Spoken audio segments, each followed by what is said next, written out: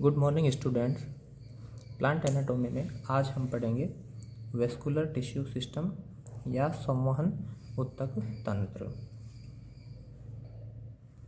इससे पहले हमने एपिडर्मल टिश्यू सिस्टम पढ़ा था जो प्लांट के बाहरी भाग में पाया जाता है। उसके बाद में ग्राउंड टिश्यू सिस्टम जो प्लांट बॉडी के मिडल पार्ट को बनाता है। वेस्कुलर टिश्यू सिस्टम है ये पादपक्ष के केंद्रीय भाग में स्थित रहता है। सेंट्रल पोर्शन होता है वो इसका बना होता है। इस कारण इस क्षेत्र को हम स्टील भी कहते हैं, रंभ क्षेत्र भी कहते हैं और हायर प्लांट्स है उनमें वेस्कुलर सिलेंडर भी कहा जाता है। इसकी जो उत्पत्ति है वो प्राथमिक शरीर में प्रोमेरिस्टेम के प्रोकैम्बियम भाग से होती है। ये कोशिकाएं विभाजित होकर जाइलम और फ्लोएम टिश्यूज़ का निर्माण करती है। इनके बारे में हमने पढ़ा था। ये एक प्रकार के कॉम्प्लेक्स टिश्यू है जिसमें अलग अलग प्रकार की कोशिकाएं उपस्थित रहती है, देखने को मिलती है। जाइलम है वो वाटर का ऊपरी दिशा में परिवहन करता है, जल का ऊपरी दिशा में परिवहन करता है, जबकि फ्लोएम है वो भोजन का सभी दिशाओं में परिवहन का कार्य करता है। देखिए, प्रोकैम्बियम में जब कोशिका विभाजन होता है तो विभाजन से बनने वाली जो नई कोशिकाएं बनती है वो एक प्रकार की अविभेदित कोशिकाओं का समूह होता है। इन कोशिकाओं में फिर कार्य के अनुसार विभेदन होने से ये जाइलम और फ्लोएम में परिवर्तित होती है। तो इन कोशिकाओं का जो विभेदन है या परिवर्तन है वो दो प्रकार से हो सकता है। पहला प्रकार है सेंट्रीपिटल टाइप या इसको बेसिपिटल भी कहते हैं, या इसको हम तलाभिसारी परिवर्धन भी कह सकते हैं, या अभिकेंद्री प्रकार का परिवर्धन भी हम इसको कहते हैं। ठीक है, तो फर्स्ट टाइप है कोशिकाओं का परिवर्धन किस प्रकार से होता है, सेंट्रीपिटल, बेसिपिटल या तलाभिसारी। कोशिकाओं का परिवर्धन क्या है कि जो अविभेदित कोशिकाओं का निर्माण होता है वो कोशिकाएं कार्य के अनुसार विभेदित हो जाती है और वो विभेदन दो प्रकार से हो सकता है। पहला प्रकार सेंट्रीपिटल, बेसिपिटल या तलाभिसारी, ये तीनों एक ही प्रकार है। दूसरा प्रकार है सेंट्रीफ्यूगल प्रकार, इसको कह सकते हैं, एक्रोपिटल टाइप कह सकते हैं, या अग्राभिसारी कह सकते हैं, या इसको अपकेंद्री प्रकार भी हम कह सकते हैं। देखिए क्या होता है इस परिवर्धन में। ये जो परिवर्धन है वो ये बताता है कि नई कोशिकाओं की स्थिति कहाँ पर है। ठीक है, परिवर्धन के जो प्रकार बांटे गए हैं वो नई कोशिकाओं की स्थिति के आधार पर है। ठीक है, नई कोशिकाओं की यदि स्थिति केंद्र की तरफ है, ये जो प्लांट बॉडी का यदि हम स्टेम या रूट का अगर टीएस देखें, अनुप्रस्थ काट देखेंगे, तो ये इसका केंद्रीय भाग है और ये इसकी परिधि होती है बाहरी क्षेत्र। ठीक है, नई कोशिकाओं की यदि स्थिति केंद्र में है, केंद्र की तरफ है, कोशिकाएं इस तरफ से परिवर्तित होती है, तो उसे हम बोलेंगे सेंट्रीपिटल टाइप। पुरानी कोशिकाएं जो पहले विभेदित हो गई है वो परिधि की तरफ है और नई कोशिकाओं का जो परिवर्धन हो रहा है वो केंद्र की तरफ है। तो इस प्रकार के परिवर्धन को हम सेंट्रीपिटल या बेसिपिटल आधार की तरफ या तलाभिसारी इस प्रकार के परिवर्धन को हम कहेंगे। तो इसमें स्थिति क्या है, नई कोशिकाओं की जो स्थिति है आधार या केंद्र की तरफ रहती है, जबकि पुरानी कोशिकाओं की जो स्थिति है वो अक्ष या परिधि की तरफ हमें देखने को मिलेगी। ठीक है, जो नई कोशिकाएं हैं ये पुरानी कोशिकाएं हैं जो परिधि की तरफ रहती है और नई कोशिकाएं हमें केंद्रीय भाग की तरफ देखने को मिलती है। दूसरा प्रकार है सेंट्रीफ्यूगल, जो इसके जस्ट अपोजिट होता है कि नई कोशिकाएं हैं उनकी जो स्थिति है वो परिधि की तरफ रहती है और पुरानी कोशिकाओं की जो स्थिति है वो हमें केंद्रीय भाग की तरफ देखने को मिलती है। पहले परिवर्तित हुई कोशिकाएं केंद्र में हैं और बाद में परिवर्तित हुई नई कोशिकाएं बन रही है वो परिधि की तरफ जा रही है। इस प्रकार से हमें इनमें स्पष्ट अलग अलग विभेदन देखने को मिलता है।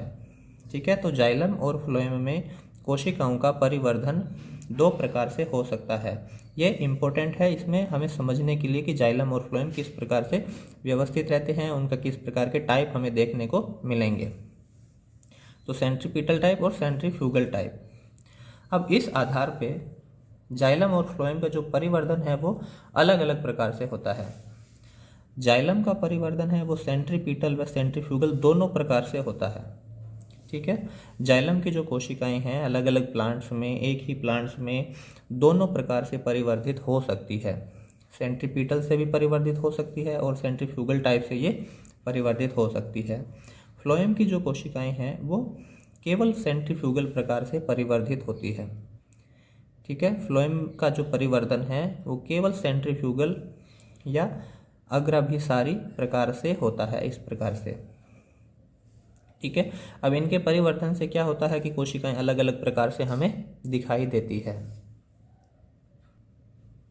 तो इसमें जो परिवर्तित होती है कोशिकाएं, पुरानी कोशिकाएं और नई कोशिकाएं, विशेष रूप से जाइलम की जो कोशिकाएं हैं वो अलग अलग स्पष्ट रूप से दिखाई देती है कि ये पुरानी कोशिकाएं हैं और ये नई कोशिकाएं जो हमने डायग्राम में बनाई है ये जाइलम कोशिकाएं हैं। तो प्रथम परिवर्तित जो जाइलम होता है उसे हम प्रोटोजाइलम कहते हैं या इसको आदि दारू कहा जाता है। ये कोशिकाएं कम व्यास की छोटी कोशिकाएं नैरो सेल होती है। जैसे ये प्रथम परिवर्तित कोशिकाएं हैं, ये प्रोटोजाइलम की कोशिकाएं हैं। इनका जो आकार होता है वो इसे हम स्मॉल आकार की कोशिकाएं बना सकते हैं। जबकि बाद में जो कोशिकाएं परिवर्तित होती है जाइलम की उसे हम मेटाजाइलम कहते हैं।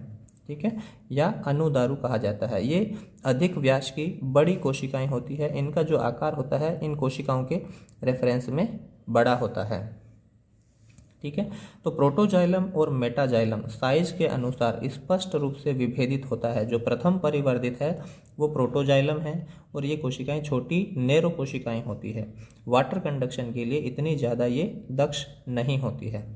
जबकि मेटाजाइलम जो बाद में परिवर्तित होता है, कोशिकाओं का व्यास या डायमीटर बड़ा होता है, कोशिकाएं बड़ी होती है, इस कारण ये हमें अलग स्पष्ट रूप से दिखाई देती है। जैसे ये जाइलम की कोशिकाएं हैं, ये प्रोटोजाइलम है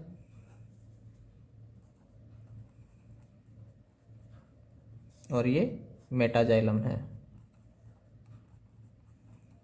जो अलग स्पष्ट साइज के अनुसार हमें दिखाई दे रही है। तो इस प्रकार से प्रोटोजाइलम और मेटाजाइलम की स्थिति से जाइलम के डेवलपमेंट का हमें पता चलता है कि किस प्रकार का इनमें डेवलपमेंट हुआ है। सेंट्रीफ्यूगल टाइप से हुआ है या सेंट्रीपिटल प्रकार से डेवलपमेंट हुआ है। क्योंकि जाइलम का जो परिवर्धन है वो दोनों प्रकार से होता है। तो ये जो प्रोटोजाइलम है इसकी स्थिति के आधार पर, ठीक है, जाइलम में दोनों प्रकार से परिवर्धन होता है, सेंट्रीपिटल और सेंट्रीफ्यूगल।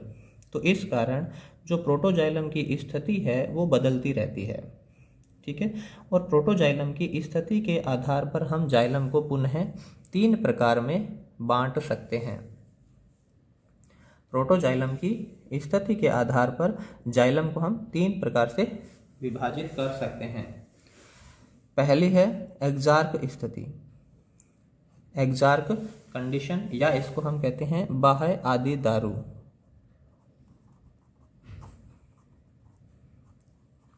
ठीक है, एक्जार्क कंडीशन है यानी कि जो आदि दारू है, प्रोटोजाइलम है, वो बाहर की तरफ होगा। ठीक है, क्या स्थिति है? एक्जार्क बाह्य आदि दारू। इस प्रकार के प्रोटोजाइलम बाहर या परिधि की तरफ होता है।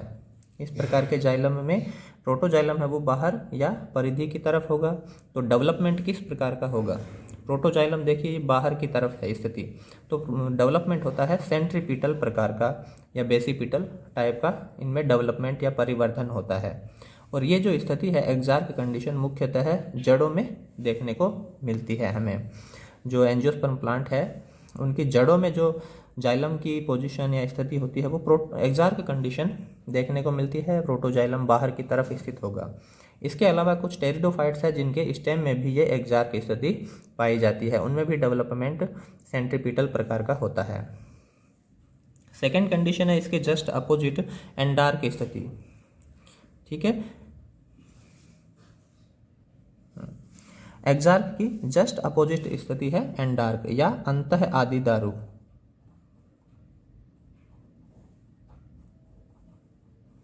ठीक है। इसमें क्या होता है, प्रोटोजाइलम की स्थिति बिल्कुल केंद्र की तरफ रहेगी, जैसे ये है, ये प्रोटोजाइलम है, ये मेटाजाइलम है। प्रोटोजाइलम की स्थिति केंद्र की तरफ होती है, तो ये डेवलपमेंट होता है सेंट्रीफ्यूगल प्रकार का। ठीक है। तो एंडार्क स्थिति है वो मुख्यतः सभी प्लांट्स, जो प्लांट्स होते हैं एंजियोस्पर्म, उनके स्टेम में देखने को स्थिति मिलती है एंडार्क स्थिति। देखिए रूट्स में एक्सार्क की स्थिति होती है और स्टेम में आते आते ये एंडार्क पोजीशन में आ जाता है। डेवलपमेंट है वो चेंज हो जाता है, सेंट्रीपीटल से सेंट्रीफ्यूगल टाइप में ये डेवलपमेंट होना शुरू हो जाता है। तीसरी पोजीशन है वो, उसे हम मेसार्क या मध्य आदिदारू स्थिति कहेंगे। और इसमें क्या होता है, प्रोटोजाइलम होता है वो बीच में स्थित होता है। ये कैसे पॉसिबल होता है, ये होता है क्योंकि जो डेवलपमेंट होता है वो दोनों प्रकार से होता है। सेंट्रीपिटल डेवलपमेंट भी शुरू हो जाता है और सेंट्रीफ्यूगल है डेवलपमेंट, ये भी शुरू हो जाता है। तो प्रोटोजाइलम कहाँ होंगे, अरेंज्ड बीच में व्यवस्थित हो जाते हैं, इधर मेटाजाइलम और बीच में प्रोटोजाइलम होते हैं। तो इस प्रकार की जो पोजीशन है वो मुख्यतः जिम्नोस्पर्म में देखने को मिलती है। तो ये इस तरह से हमने जाइलम के जो टाइप है वो देखे हैं, एक्सार्क की स्थिति, मेसार्क और एंडार्क। किसके रेस्पेक्ट में है, ये प्रोटोजाइलम की स्थिति के आधार पर है। और प्रोटोजाइलम और मेटाजाइलम जो है वो जाइलम की कोशिकाएं होती है, जो अलग साइज के अनुसार जो पहले डेवलप हुई है उसे प्रोटोजाइलम कहेंगे, जो बाद में डेवलप होती है उसे हम मेटाजाइलम कहते हैं। नेक्स्ट क्लास में हम वेस्कुलर बंडल के टाइप देखेंगे। Thank you.